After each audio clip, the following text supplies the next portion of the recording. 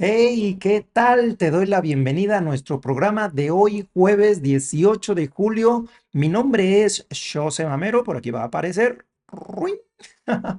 Y estamos listos para comenzar nuestro programa que el día de hoy grabé unas horas antes, pero de todos modos aquí estamos puntualitos para revisar la actualidad, la política, los chismes, el Twitter y ya sabes todo lo que nos gusta por aquí, echarle un ojo. Y bueno. ¿Qué traemos el día de hoy?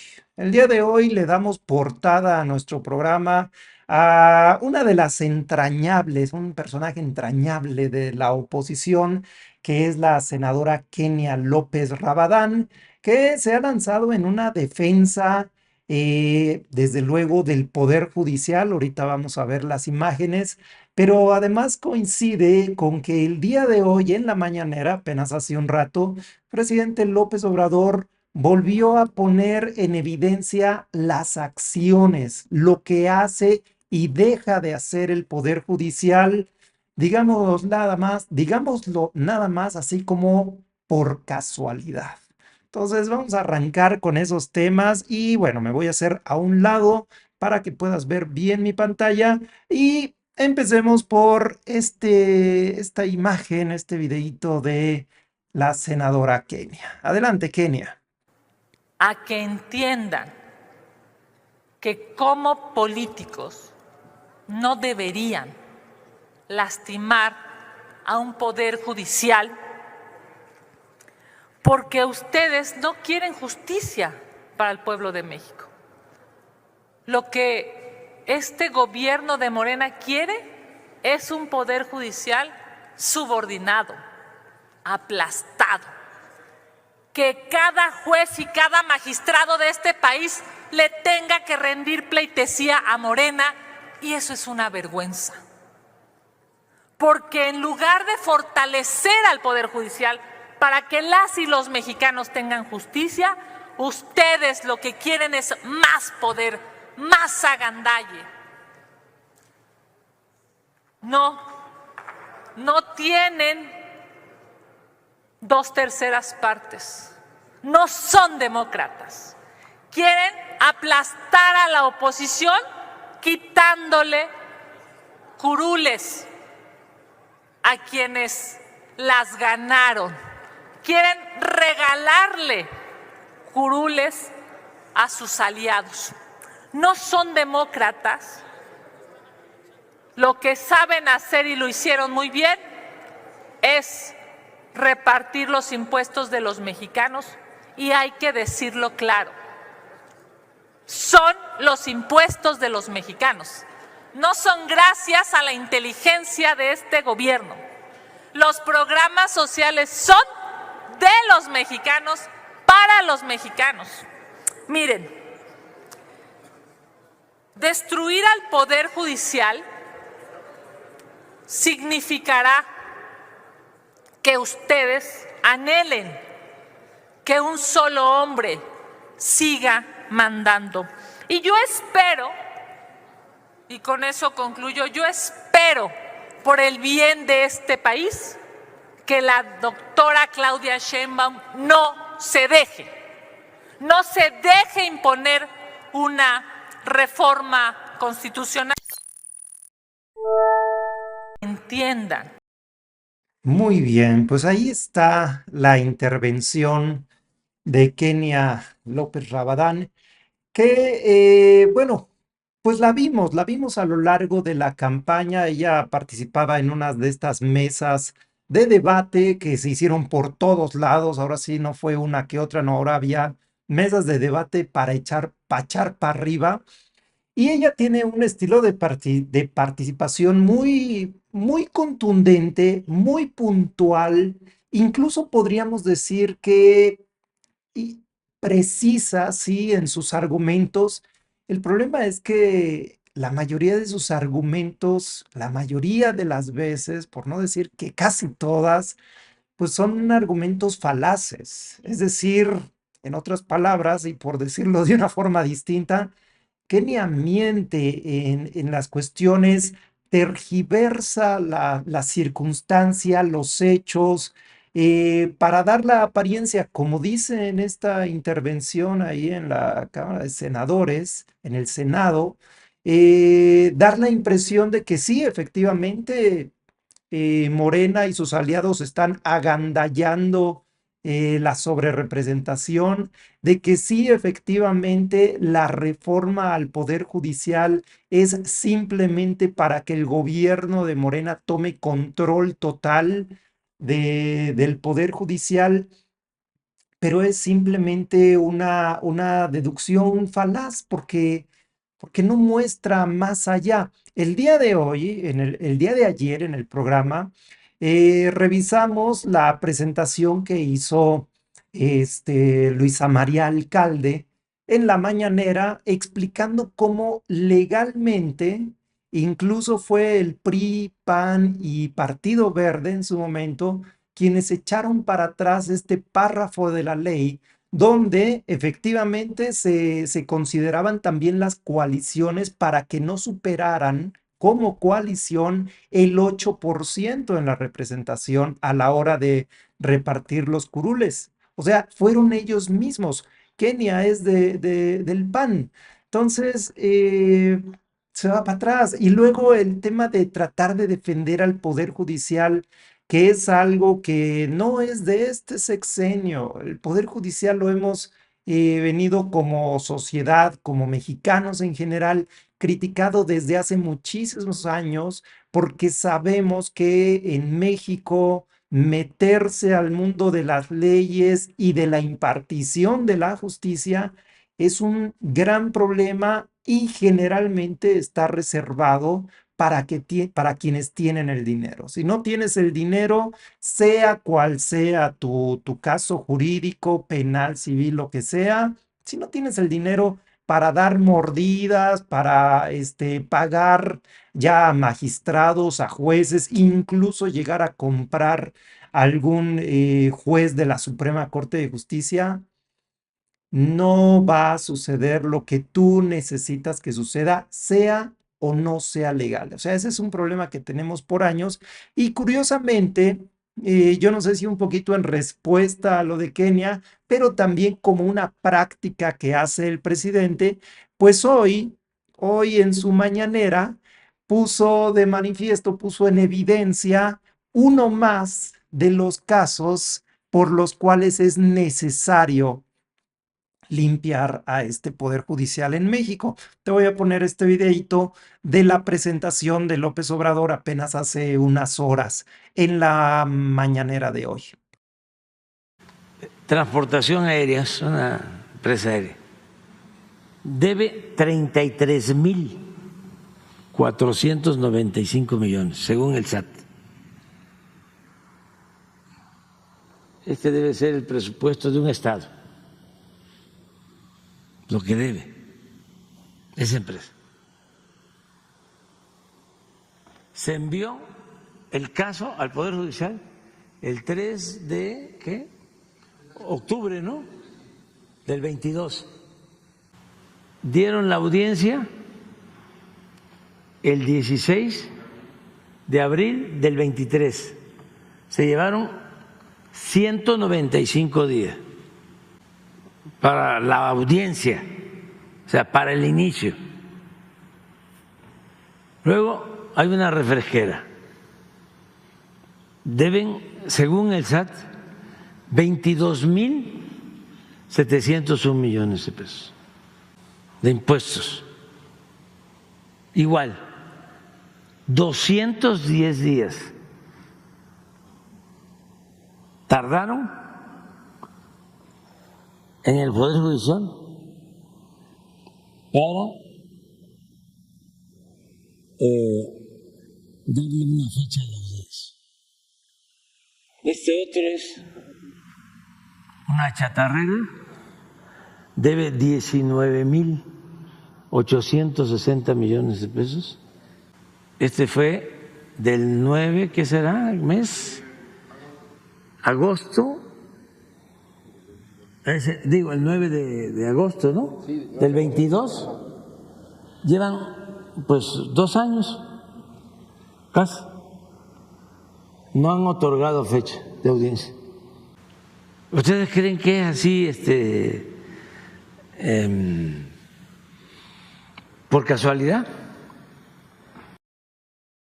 ¿Ustedes creen que sea por casualidad o desde luego que los ministerios, los jueces, los ministros, pues se ponen ahora sí que flojitos para ver si el perjudicado, aquí se ponen en evidencia varios, fíjate qué curioso, aquí no se mencionan, déjame ponerlo de nuevo nada más para ver la lámina completa, ok, aquí lo vamos a ver.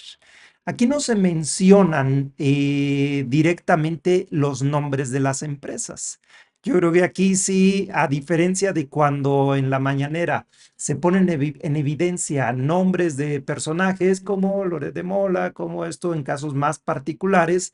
Aquí sí se prefirió no poner los nombres y simplemente el giro, ¿no? Entonces tenemos por aquí alguna empresa, ve tú a saber cuál pueda ser esta. Podríamos especular, será a lo mejor Aeroméxico, sería la más factible, Viva Aerobús, no sabemos, ¿no? Pero tienen un crédito fiscal, es decir, una deuda, una de las llamadas condonaciones fiscales por 33,000 millones de pesos, 33,000 millones de pesos. O sea, es lo que estamos, lo que dice el presidente, eso es el presupuesto entero de un estado. Refresquera por aquí, ¿quién podría ser? Coca-Cola, FEMSA, tal vez, 22,700 millones. Una chatarrera, ahí sí yo no tengo idea cuál empresa conocida esté en el giro de la chatarra.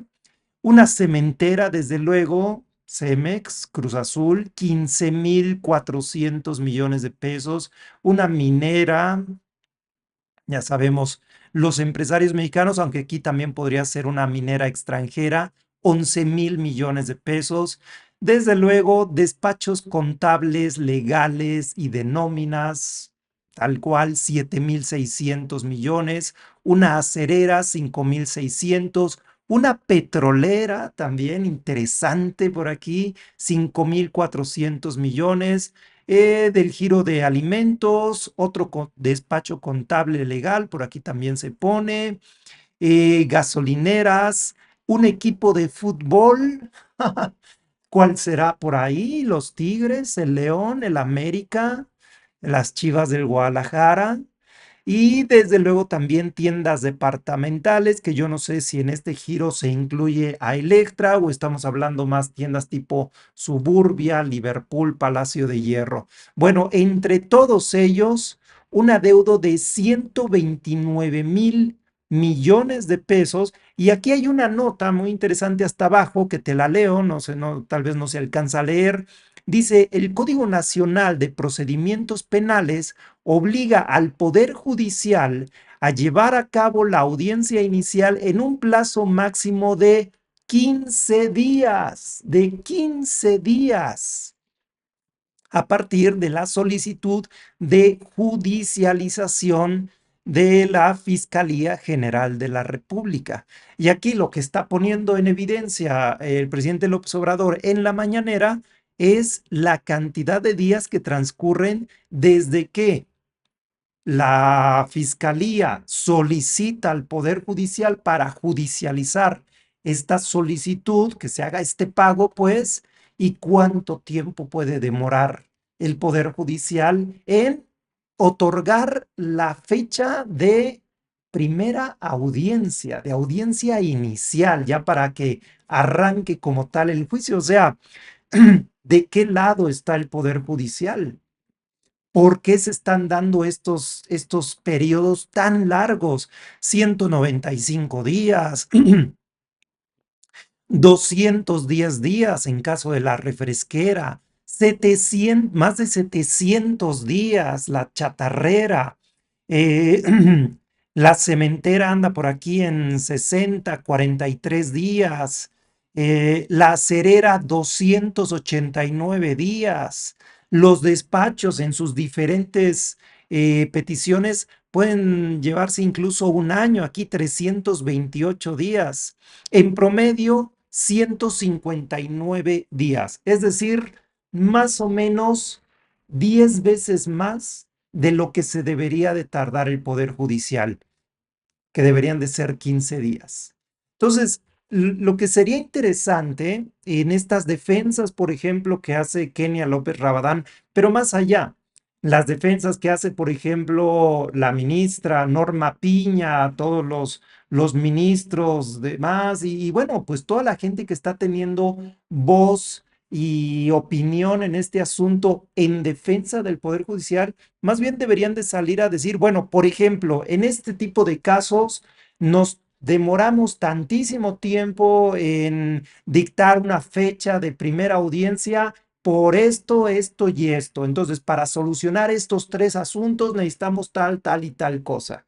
O sea, eso sería en un caso más, digamos, menos politizado y más práctico, donde el Poder Judicial como tal diga y exponga las razones de por qué se liberan delincuentes, de por qué se demoran tanto este tipo de procedimientos, de por qué hay tanta gente encarcelada y que ni siquiera ha tenido un juicio, no han sido declarados culpables. O sea, el problema es mayúsculo. La solución que se está planteando ahorita de, pues, en cierta forma, hasta aquí un borrón y vamos a ir con un nuevo poder judicial con, desde luego, jueces elegidos de manera popular. Bueno, pues algo se tiene que hacer. ¿Y qué es lo que hace la oposición?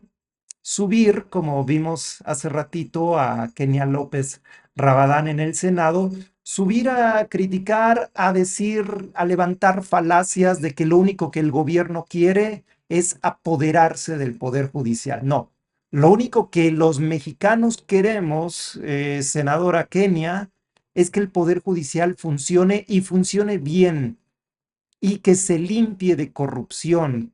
Eso es lo que queremos. ¿Cómo se debe de lograr? Deberían de ser ustedes, los legisladores, los que investigaran, los que hicieran un trabajo propositivo para impulsarle una reforma al Poder Judicial que no funciona, que en otras palabras está podrido. Tenemos un Poder Judicial podrido, y cómo solucionarlo, cómo arreglarlo. No nada más estar criticando y levantando falsos de que, es que el gobierno de Morena se quiere adueñar del poder judicial. ¿Qué nivel tan bajo de estos legisladores? Una señora como esta López Rabadán debería de disculparse y mejor ya renunciar por incapacidad, porque ella es muy buena a lo mejor detrás de un micrófono para echar bronca, para levantar falsos y levantar su argumento y verse a lo mejor como una medianamente buena persona a la hora del debate. Pero lo que se necesita más bien en el poder legislativo en México es que hagan las leyes y las hagan bien. Y ahí es donde se necesita una oposición profesional, pero no la hay, no la hay, y a ver en qué momento la va a haber. Desde luego, ese momento no va a ser, y aquí me voy ya estaba de lado, no va a ser ahorita porque ya van a ser simplemente testimoniales. Ayer vimos parte de la presentación que hizo Luisa María Alcalde explicando el por qué se da esta composición, esta futura composición del nuevo poder legislativo. Vamos a ver hoy otra parte porque, desde luego, desde el programa de Carmen Aristegui, hay una réplica, pues, descalificando todo lo que incluso la secretaria de Gobernación expone. Entonces, vamos a ver esos dos puntos. Ahorita vamos a ver unos minutitos de Luisa María Alcalde y después vamos a escuchar del programa ayer de Carmen Aristegui, también para entender cuáles son los argumentos de la oposición, cómo lo están planteando y cómo están planteando esta defensa, que en mi opinión es una defensa de lo indefendible. Ya hay por ahí algunas voces de personajes como Javier Lozano que dicen es que debimos de haber cambiado la ley antes, ahora ya nos cayó el chahuizle, pues sí, ya les cayó, ni modo.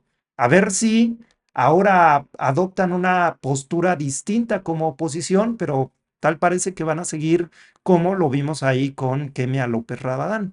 Vamos a ver unos minutitos aquí de lo que fue la presentación de Luisa Alcalde el día de ayer. Próxima semana se va a definir cuál es la integración del Congreso de la Unión, de la Cámara de Diputados y de la Cámara de Senadores, y así inician varias voces y articulistas que hablan sobre la sobrerepresentación. Entonces vamos a hablar sobre este tema. Si me prestan el...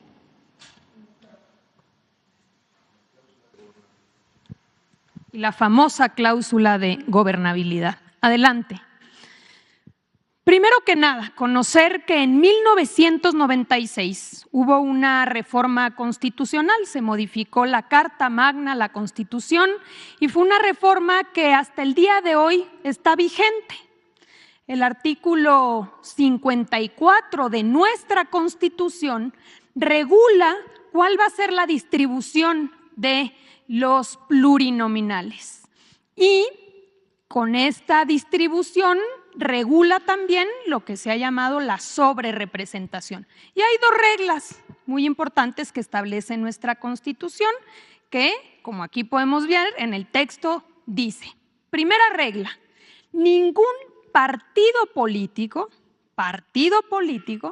podrá contar con más de 300 diputados, ya sea... A ver, déjenme ver qué pasó aquí. Ya se nos trabó el video. Le voy a dar un refresh para que continúe. Y estábamos por aquí. Partido político podrá contar con más de 300 diputados, ya sea por la vía de mayoría o plurinominal. Cualquiera de las dos, ningún partido político puede tener más de 300 diputados. Es la primera regla que establece nuestra Constitución sobre la sobrerepresentación. Y la segunda regla que establece, en ningún caso un partido político podrá contar con un número de diputados por ambos principios, por mayoría o plurinominales, que representen un porcentaje del total de la Cámara que exceda en 8 puntos a su porcentaje de votación nacional.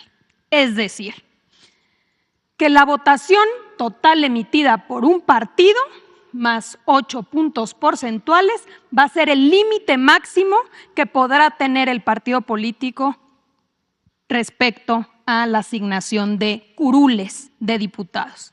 Estas dos reglas que se introdujeron en la Constitución en el 96, hoy están vigentes en nuestra Constitución. Un par de meses después, igual en el 96, se reformó también el COFIPE, es decir, el Código Federal de Instituciones y Procedimientos Electorales. Y en aquel momento se introduce una regla específica que habla sobre las coaliciones, precisamente para poder distribuir a los diputados plurinominales. ¿Y qué dice ese artículo 59A del entonces COFIPE? Dice, a la coalición le serán asignados el número de senadores y diputados por el principio de representación proporcional que le correspondan como si se tratara de un solo partido. Entonces, en el 96 se establecía esta regla específica que se decía, tratándose de coaliciones, se va a contemplar como si se tratara de un solo partido político. Este artículo, reformado en 2008, adelante, se eliminó por completo. En el 2008, el PAN, el PRI y el Verde Ecologista, por mayoría, eliminaron este párrafo cuarto del artículo 59A, que era la regla sobre las coaliciones. A partir de entonces, eliminándose esta regla específica, la asignación ha sido por partidos políticos y no así por coaliciones. Bueno, hasta ahí dejo porque lo que sigue de este video, que lo estoy tomando del Twitter de la misma Luisa María Alcalde, lo que sigue lo vimos en el programa de ayer. Básicamente lo que está sucediendo es que mientras al PAN, al PRI y en este caso también al Partido Verde que estaba aliado con ellos, les convino esto de poder tener una sobrerepresentación y entonces no considerar la coalición, sino simplemente como partidos, mientras a ellos les convino por varias elecciones, por varias renovaciones de Congreso, las reglas estaban perfectas. El texto estaba claro. Si alguien en algún momento protestaba, pues a lo mejor eran los zurdos estos del PRD en su tiempo y ya después los de Morena, ¿no? Entonces, no importaba mediáticamente, no importaba para personajes a lo mejor como Denise Dresser, ¿no? Decía, bueno, es que está bien, esa es parte de las cadenas que nosotros logramos quitar, etcétera, etcétera. El problema es ahora cuando se están enfrentando a lo que ellos no pensaban, no creían posible que sucediera, que es precisamente lograr la consecución del plan C. Entonces, ahora sí, como ya es inminente y de hecho, desde la mañanera se está informando, se están poniendo que son unos cuadros y unos cálculos que, a ver, aquí no es hacer unos cálculos para ver si pegan, no, son cálculos que se hacen a partir de la matemática que ya está establecida en el sistema político mexicano. El hecho de que Gobernación, el presidente, la mañanera se adelanten a dar ya lo que es el panorama de lo que va a suceder dentro de unos cuantos días, semanas, no tiene nada de ilegal, pero desde luego los medios que no les gusta Morena, los medios que no les gusta López Obrador, se están agarrando de cualquier cuerda, de cualquier leana, para ver si es posible, que yo creo que no va a ser posible, revertir este plan C, pero al menos, y aquí viene lo clave, que es lo que quiero señalar aquí contigo, al menos generar cierto repudio en ese 20-25% de oposición afín a, ya sabes, Xochitl Gálvez, la María Roja, PRAN, PRI, PRD, y pues seguirles dando al menos un poquito de alimento, alimento de repudio, alimento de enojo, alimento de que se sientan que Morena está abusando de pues de ellos, tal cual, con los programas sociales, con la cuestión del poder judicial y con la sobrerepresentación en el Congreso. Entonces, quiero que escuchemos también unos minutitos de la intervención aquí de este personaje en el programa de Aristegui Noticias y se trata de Alfredo Figueroa. Me voy a hacer un lado para que puedas ver. Alfredo Figueroa, pues él argumenta que el gobierno federal no tiene facultad para determinar cuestiones electorales. No, Alfredo, no está determinando cuestiones electorales. Aquí está tal cual en respuesta a la presentación de ayer de Luisa María Alcalde. No es que esté determinando cuestiones electorales, está simplemente explicándonos algo que los políticos nunca solían explicar. ¿Por qué? Porque no les convenía. Nos están explicando las situaciones, estamos cada vez los mexicanos entendemos mucho más de cómo son los entresijos, los caminos, los vericuetos de la política mexicana y obviamente formamos nuestra opinión con base en los hechos que vemos y es un hecho muy contundente el que ayer revela Luisa María Alcalde, que revela más que una revelación, es simplemente constatar hechos del pasado, ¿no?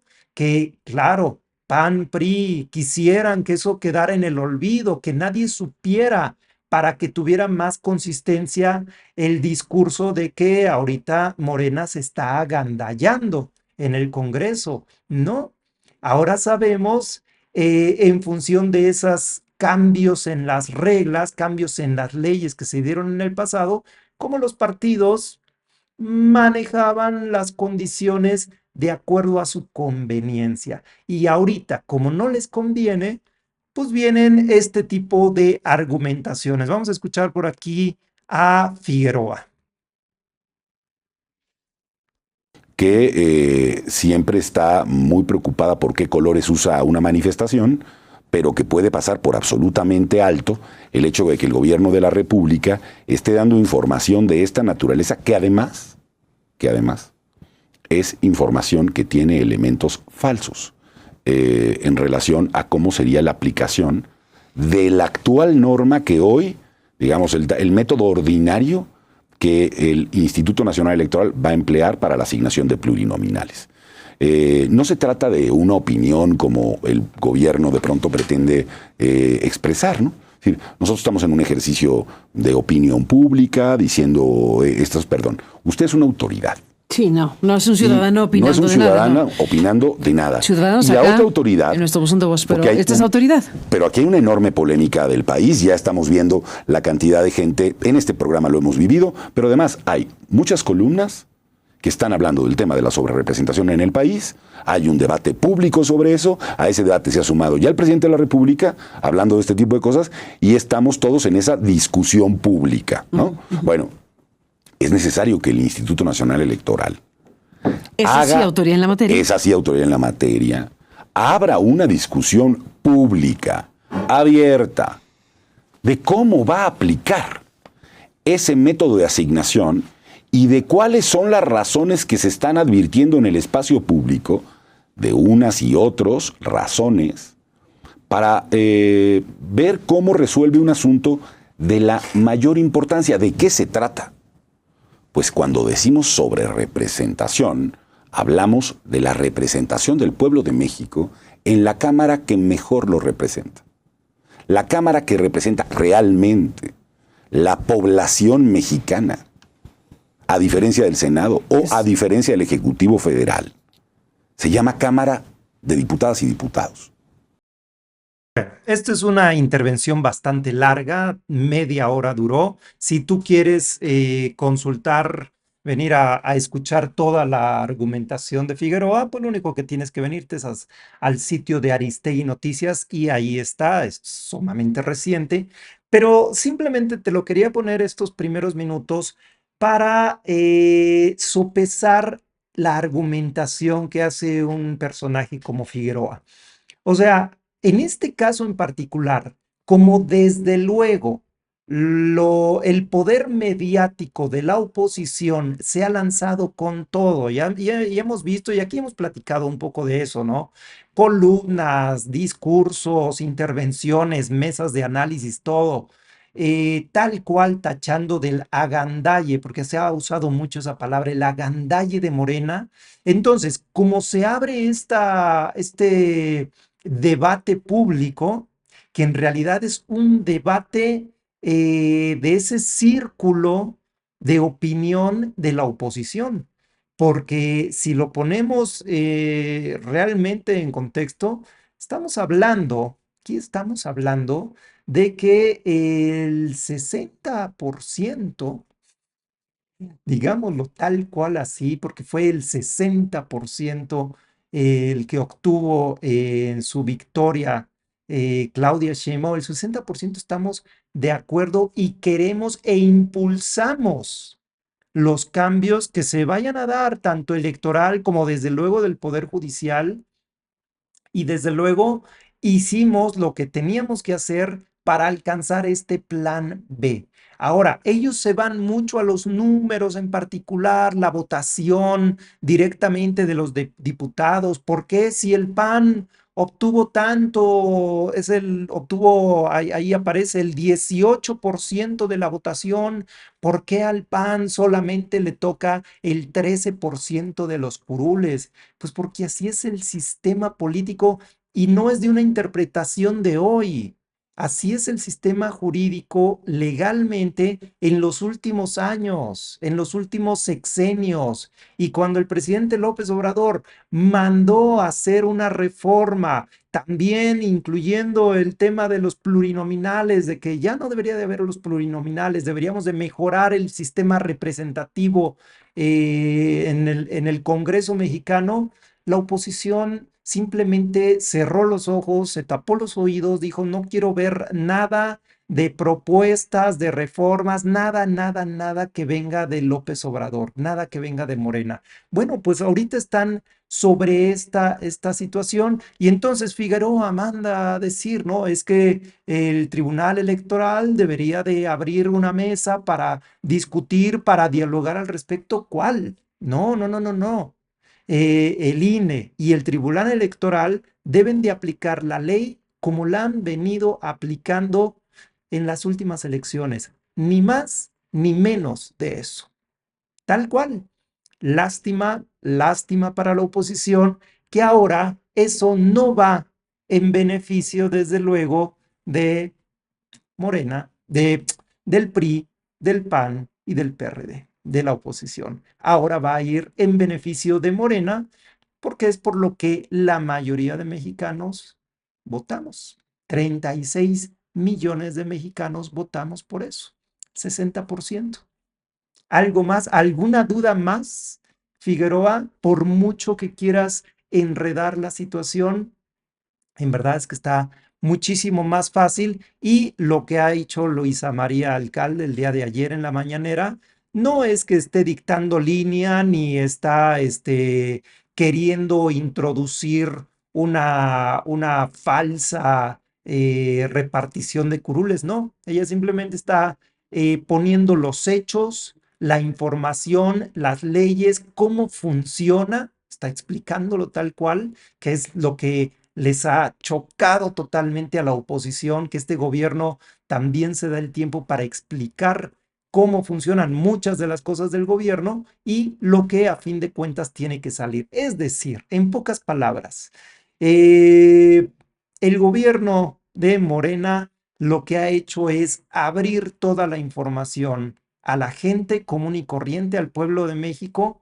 y los partidos tradicionales, la oposición tradicional, pues se siente totalmente desnuda, ¿no? Es el rey desnudo porque antes ellos podían hacer sus tejes y manejes a puerta cerrada, arreglarse entre ellos, cambiar leyes a como a ellos les convenía, pensando que ellos iban a estar en el poder por siempre y, oh sorpresa, ya no lo están. Oigan, mis amigos, pues rápidamente esta nota también, que es algo importante, la última definición de lo que es el gabinete legal de Claudia Sheinbaum. Hoy se presentó a Marat Bolaños como secretario del Trabajo.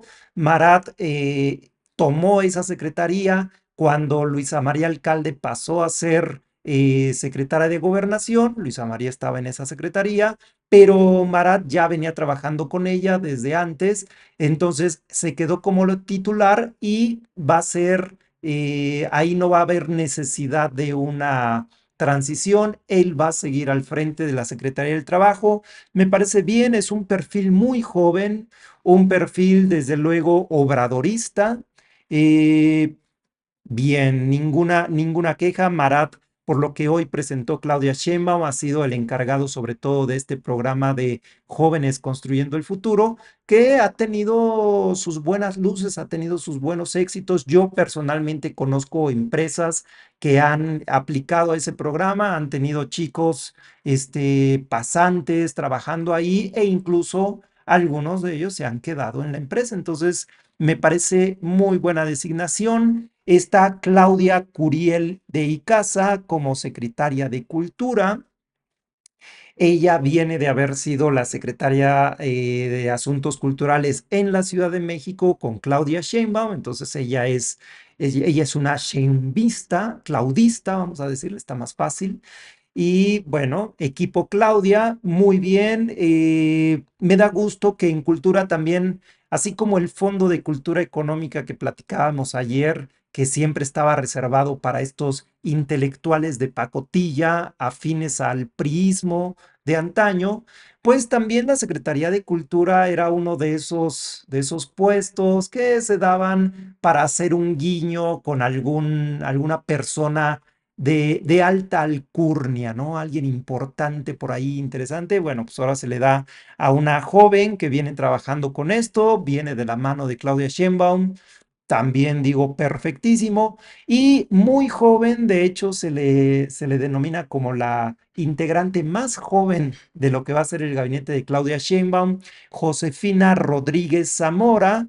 Ella viene aparentemente, bueno, por lo que se dijo hoy en la conferencia, de cultura de Tlaxcala. Ella estaba trabajando en el gobierno de Tlaxcala y bueno, pues parece ser que trae muy buen nombre, buena recomendación como la mejor en su puesto y pues ahora viene a la Sectura, la Secretaría de Turismo a nivel federal, entonces va a estar muy interesante esta joven por ahí, muy sonriente también.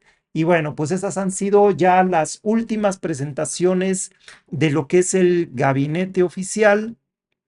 Desde luego, ayer el presidente López Obrador sugirió, por ejemplo, en el tema de salud, algunos nombres que sería interesante que se conservaran, del IMSS, por ahí se ha manejado que cierta imposición o algo así, se ven como recomendaciones. Entonces faltan varios puestos de ellos, muchos de ellos muy importantes. Pemex, Comisión Federal de Electricidad, IMSS, y esos tres van a estar muy interesantes y a lo mejor la próxima semana, no sé si la próxima semana o más adelante, Claudia Sheinbaum los revelará de revelarlos. No queda claro si va a seguir habiendo estas conferencias de jueves para presentar funcionarios. Probablemente sí. Eso es algo que ya veremos en los siguientes días, desde luego en las siguientes semanas. Y mis amigos, pues hasta aquí llegamos con el programa del día de hoy. Muchísimas gracias a todos ustedes. Les voy a dejar con un TikTok de ahí les va. De cuando se dio hace poquito, ya más de un mes, 6 semanas ya tenemos de las elecciones, pero esto para recordarnos un poquito las situaciones y lo que pudo haber sido la presentación de esta noticia. Mis amigos, por el momento yo me despido, nos vemos, por aquí voy a poner mi nombre, ahí está, mi nombre es José Amero. Nos vemos mañana viernes sí estaremos en vivo a las 6 de la tarde por aquí puntuales. Igual les platico cómo me fue ahí con Jairo Calixto, que lo voy a ver, a ver si lo puedo saludar el día de hoy y algunos otros personajes por ahí. Mañana les contaré en vivo, viernes 6 de la tarde. Me despido de ustedes, que les vaya muy bien y hasta el día de mañana. Muchas gracias, chao. Xóchitl Gálvez será la nueva presidenta de México. Tal como venían pronosticando nuestras precisas encuestas, la candidata habría vencido ampliamente a su rival oficialista. Ahora solo falta el mero trámite de esperar el anuncio del INE para corroborar lo que les venimos diciendo en los últimos 6 años. Los mexicanos rechazan contundentemente la cuarta. Que hubo un error en las gráficas. Y en las encuestas también. ¿Y la que venció por un amplio margen fue Claudia Sheinbaum? Ok. Día de luto para México. De manera incomprensible y ciertamente sospechosa, Claudia Sheinbaum, como se diga, presidirá el país, a pesar de la clara oposición de los mexicanos de bien. Lamentablemente, la democracia no es como nos habían contado y tal vez no supimos conectar con la ciudadanía de a pie. Por culpa de la ciudadanía de a pie, claro, no nuestra. Y ahora vamos con otras noticias corroboradas.